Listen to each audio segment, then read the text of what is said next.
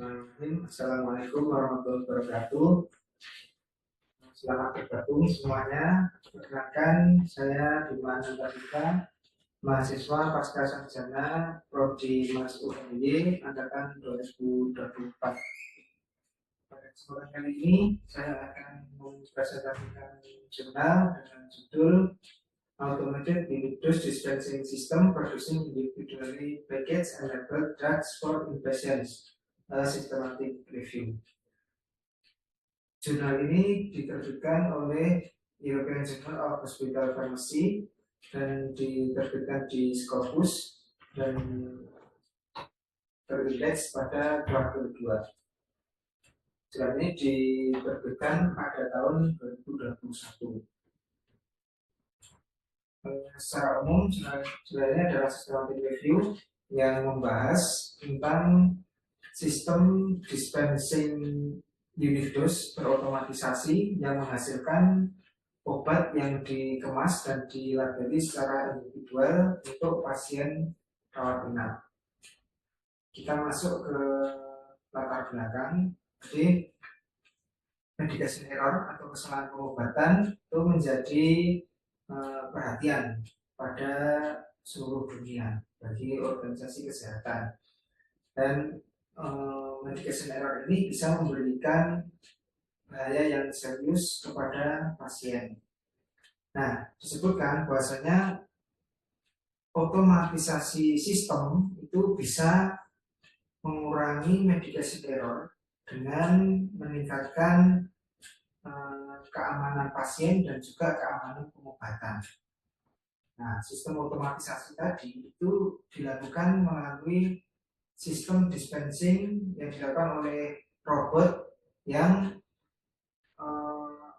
berperan pada sistem pengeluaran unit dose otomatis atau disebutnya Automated Unit Dose Dispensing System atau UDDS dalam hal pengemasan, pelabelan, penyimpanan, dan juga pengambilan obat.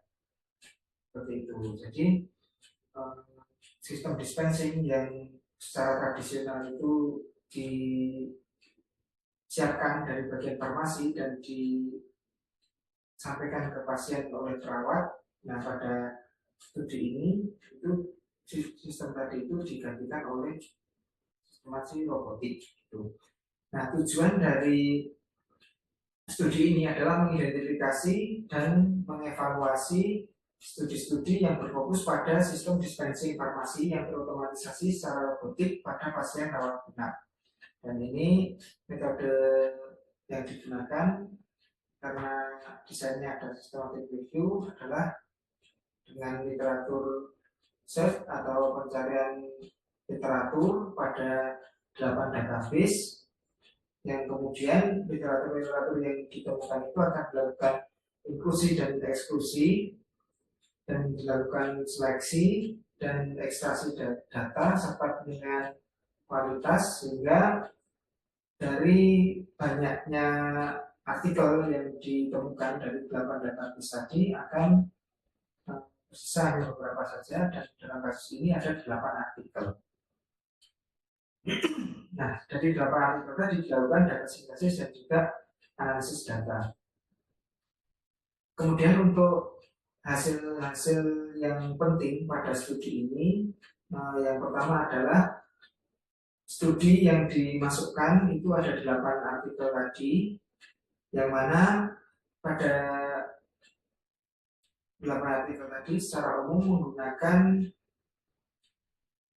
terminologi Automated Medication System atau AMS untuk menyebutkan UDDS tadi. Nah, selanjutnya AMS itu dibagi menjadi 3 subtipe, yaitu pasien spesifik AMS, kemudian kompleks AMS, dan juga non pasien spesifik AMS. Bedanya adalah kalau yang pasien spesifik AMS ini, sistemasi robotik tadi melakukan dispensing obat-obatan itu sudah dilabeli sesuai pasien.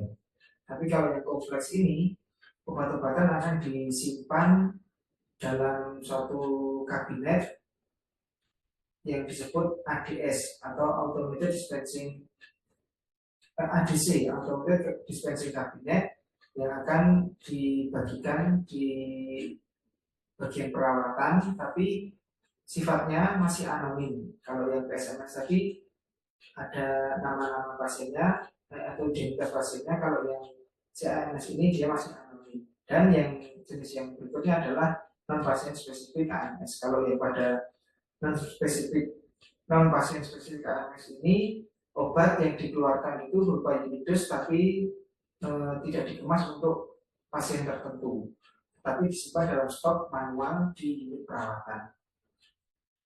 Nah, dari berbagai jenis AMS tadi akan dinilai outcome-nya. Outcome-nya adalah medication administration error, kemudian dispensing error, dan running implementation cost, dan cost effectiveness. Yang pertama kaitannya dengan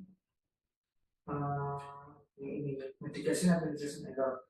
Di sini disebutkan pada kesalahan pemberian obat itu bisa diturunkan pada semua AMS. Kalau yang PSAMS bisa 53-57%, kemudian yang kompleks AMS itu 47%, kalau yang non pasien spesifik itu 27%, sehingga paling bagus tetap yang pasien spesifik. Nah, kemudian poin yang berikutnya adalah kesalahan dispensing atau dispensing error. Di sini disebutkan pada PSAMS dispensing errornya itu sebesar 0,6%, itu pada nilai maksimal, jadi sangat kecil sekali. Kemudian untuk biaya implementasi dan juga biaya operasional, disebutkan bahwasanya untuk seluruh biaya memang paling mahal itu yang PSAMS, yang pasien spesifik, tapi untuk biaya tambahan itu paling besar pada CAMS, karena pada CAMS ini butuh pengadaan kabinet. Nah, selanjutnya untuk efektivitas biaya itu paling efektif adalah pasien spesifik AMS, dan kalau untuk yang paling tidak efektif itu pada CAMS. Kurang lebih seperti itu untuk penelitian pada jurnal ini. Nah, kemudian apakah sistem ini bisa diterapkan di Indonesia? Kalau menurut saya pribadi masih bisa, cuman belum dalam waktu dekat ini. Artinya bisa dilakukan pada rumah sakit besar yang mendapatkan dukungan dana dari pemerintah, dan nanti ketika sistem itu sudah bisa berjalan dan kemudian bisa diterapkan pada rumah sakit perifer. Mungkin itu untuk pembacaan jurnal pada kali ini. Terima kasih atas perhatiannya. Sampai jumpa pada kesempatan yang lain. Assalamualaikum warahmatullahi wabarakatuh.